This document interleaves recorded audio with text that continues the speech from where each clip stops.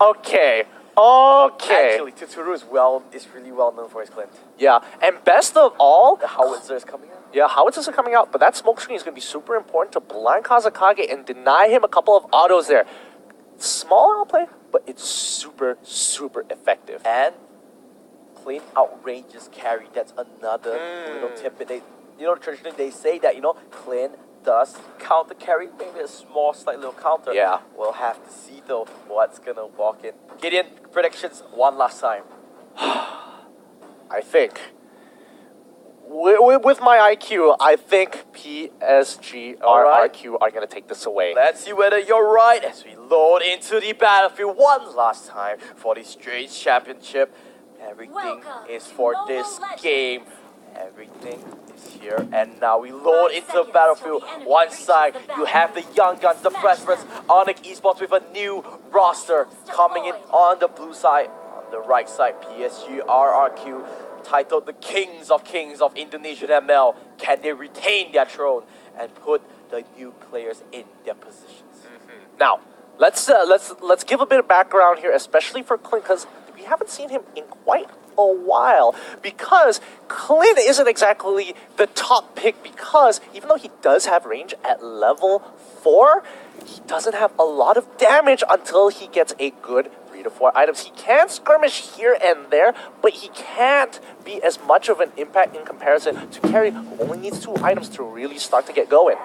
He needs a lot of babysitting as well. He's not that mobile around. The only thing he has is that heel rope, which is that small little dash back that he has, and that's not really mobile when you have a Hayabusa with Quad Shadow just chasing you down. It's quite scary. I mean, when it's Hayabusa, he can run anybody down, to be fair. Ooh, James, however, he's only level 1 actually. Yeah, kind of interesting here. Kind of interesting how the EXP has been divided up overall. But again, we know how both of these teams play. They're not going to get too aggressive until level 4 unless they get a good catch. Oh, but actually, a lot of members of Onic are really level 3. Good start this time around for Onic Esports. Yeah, they're going to be hitting level 4. They're going top. Ooh, they got to punish. They want to punish this Clint. Let's see Tuturu. I mean, they could hide in and wait for the rotations. Oh my god, look at the damage immediately just gone. First blood in the hands of Onic and Tuturu trying to run away here. I don't think PSG RQ can contest. They just had to back off here. Oh no. Oh, what a wall. Hurricane dance to boot. Onic Esports 3-0 up in 2 minutes.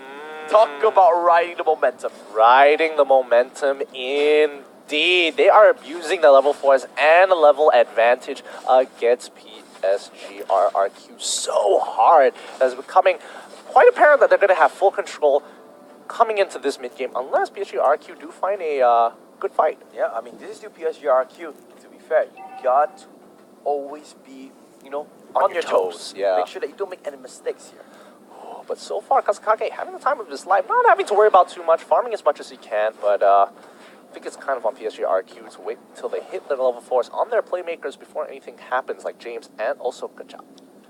Alright, but you can see across the board, every single member of Onic was already level 5. James is still level 3. Not the best game so far for Kaya, but can they ramp up in this mid-game? I mean, they eventually scale anyway. I mean, the graph looks large, but honestly, if you look at the side numbers, just the 3,000, not too big of a deal.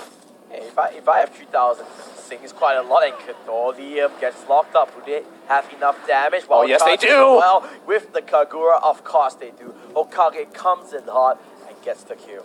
I mean, honestly, you can actually tell. You can see the fire in these guys' eyes as they are just crushing it. All these picks so quick to respond and to pull the trigger fingers that effectively. I mean, PSG RQ got to be a little bit more careful. Alright, they're taking every single objective, Gideon. So far, none of the turrets have gone down just yet. So, give it another 40 seconds. We're expecting a team fight there. I think Onic, they can do whatever they want. They're so far ahead. They are 3,000 gold ahead in 4 minutes.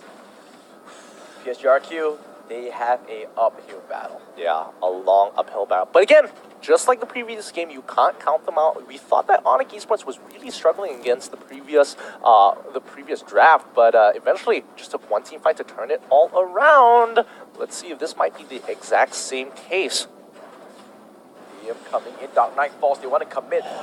He flickered to the left. Oh, a little bit of mistakes. Maybe it's that game 5 thing. You remember PSGRQ has been playing the whole day. They've been non-stop playing for 3 series now. Yeah. Maybe the fatigue is starting to kick in. Oh, this is such a struggle on both ends. But I mean, Onic has the oh wait, hold on. Hold up. They want to go for the steal. Gushin does have the retribution. Nightfall? I am Jago, not in time, but oh my god, what a play from Chicago. He's gonna kill him off once again. His Archive is like an assassinary Archive. Every time he pops his Hurricane Dance, there is a kill to his name. This is not looking good. Definitely not looking good for PSG RQ. I don't think Twitter will be able to scale in time if it continues like this for any longer. 4K, soon it's going to be 5K once they break this turret. Up, they have the whole map pressure. Anything they want to take, they can just walk in and take it. They are playing especially careful. They are taking aggressive paths, but it's the fact that they are able to pull the trigger so quickly and just collapse onto PSG RQ that they don't even have enough time to react to it. Dark Knight falls, not really understanding why, but at least they catch out Kage, but he only kicked him away. Okay. PSGRQ is really struggling to find an opening now. Okay, at least PSG RQ prevent a potential dive coming in here. Request backup. That is true, but you can see the experience difference is starting to build up. They need to start finding openings to get some experience here. Yeah, and this is only with just 4 members of Onic. Let's just open up the item list to see how far we're in how deep we are into this Kasakage. He's already got the Endless Battle. He's slowly building up.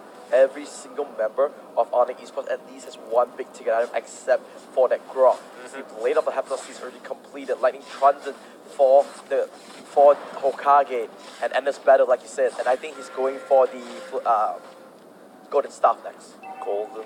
I mean, he does only just. Dark Knight Force comes through. Oh, they can't actually see the bottom lane. Wow. He wanted to dive onto Gary, but he was the one that needs to back off. Yeah, I mean, there's just no point. Oh no, he gets caught out. Good Petrify comes through, but a wild charge will finish him off. No mercy from Onic. This is not looking good at all. It's slipping between their fingers as Onic slowly inch forward and pressing the knife deeper into PSG's chest. Look at this, they can just walk in, take the buff, do whatever they want.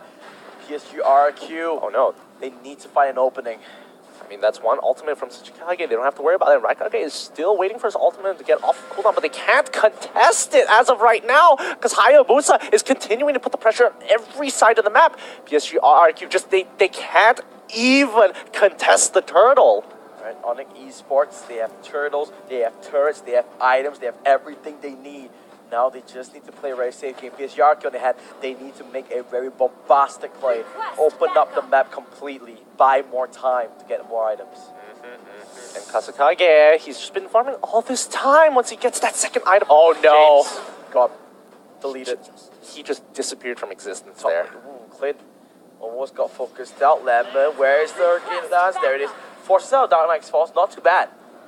I'm rather surprised that he did, considering that he did have the information that 3 members were on the top side. So probably that wasn't quick enough in terms of communication. Kage, he can just focus a lot on his turret. They're just basically spreading the map wide open. Yeah, they're splitting the map in half. They're taking every single tier 2. There's just nothing they can do about this. Guardian's Barrier. Gonna block them off, and Mizukage gonna come in, use that shadow cube and come back out. The pressure is insane. Onic gonna take every single outer turret on the map. Yeah, and this is just well played. Once you have Hayabusa with this kind of a lead, it's just really hard to have any control over your lanes. You're just going to be out-rotated every single time. This is why they kept on banning Hayabusa. Mizukage is just so efficient on it. But to be honest, every single member of Onic is playing a phenomenal game. Yeah, I mean, you can definitely see it. Dark Knight falls just to run away. Good thing he didn't get caught by Tsuchikage there. He already had the Hurricane Dance. He could have easily locked him against the wall. Right. Onic, they just rinse and repeat. Oh, and what an ultimate. No escape. It's... James tried to go in, but he's the one that gets focused on. Guardian's Barrier a little bit wide. They couldn't really block them in. But Lord is up in a second. I think they're going to go for that objective. Yeah, they are just running out of gas here. PSG RRQ. They're not looking. This isn't their game here. Oh, when he looked so close, when he looked a sure thing, Onic came back from the dead and closed out the 4th game. But this 5th game is a completely different story. Yeah, I don't know.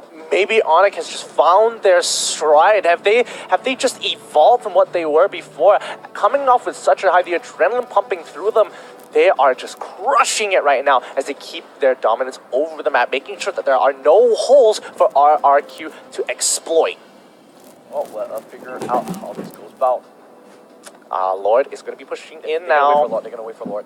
I mean, they can still play the map. They have access to Hayabusa here. They can just keep making sure that every side of the map is always going to be pressured. And PSG, RRQ have to make a decision. Either they take a fight now and hopefully have enough members to take care of Lord, or it's just going to slowly slip out of their hands because Onic is not going to let this go.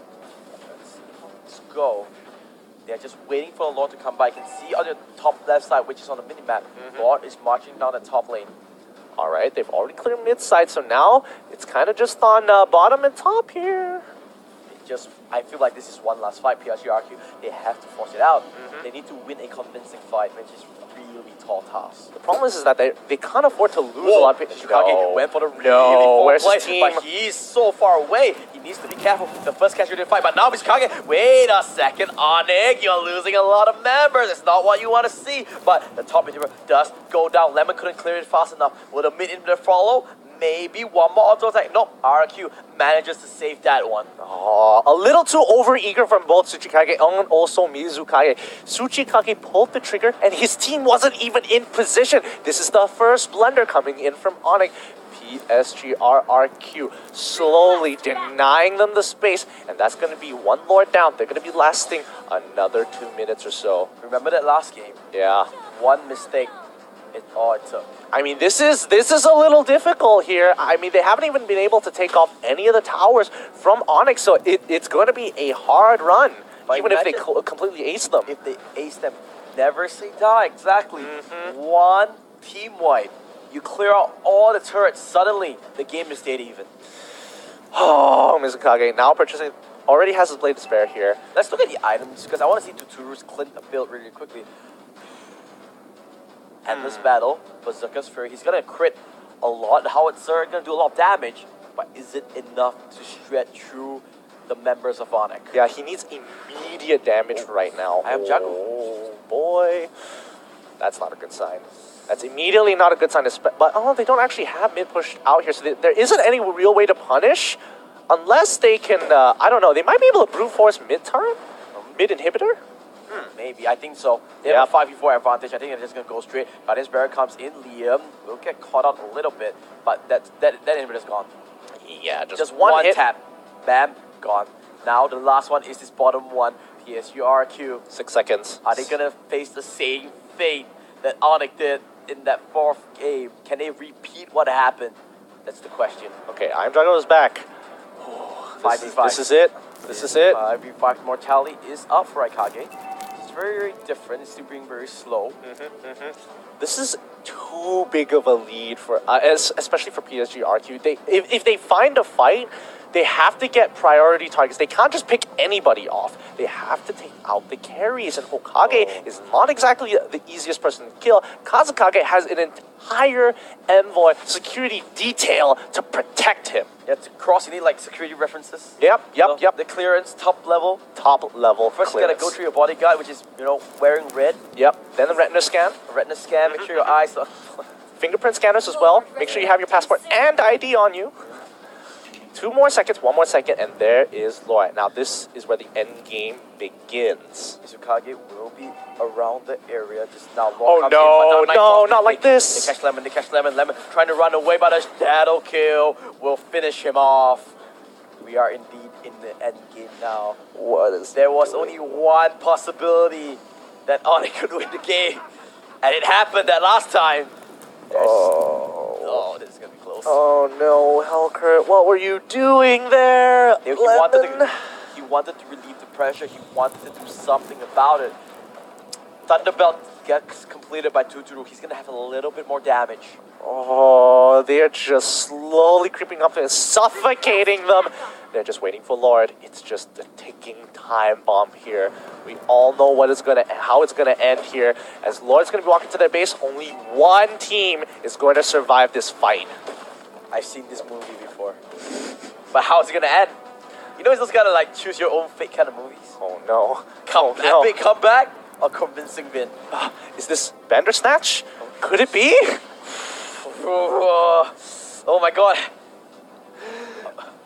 Okay, alright, here it is. Here it is. Comes true. They're looking to actually get the catch somewhere. Oh, there goes Lord. Dark Nightfall comes in. They need to clear Lord. They need to clear Lord. That's the big thing now. Here comes the Courage Broke. Lord is literally low, but Tsuchikage! Comes for it, but he gets stopped by. That's a really good retribution from Liam, but he goes down straight away. Oh no, PSGRQ, their members are falling. The throne is on the siege, and the King of Kings gets the throne. Onic Esports, they will take the series. It went to 5 games, but you know what? It was well worth it. What a series, and what a way to end the game. I can't believe it. I mean, let's look at the post-game stats first. Just gonna do a quick recap of what happened. Yeah, and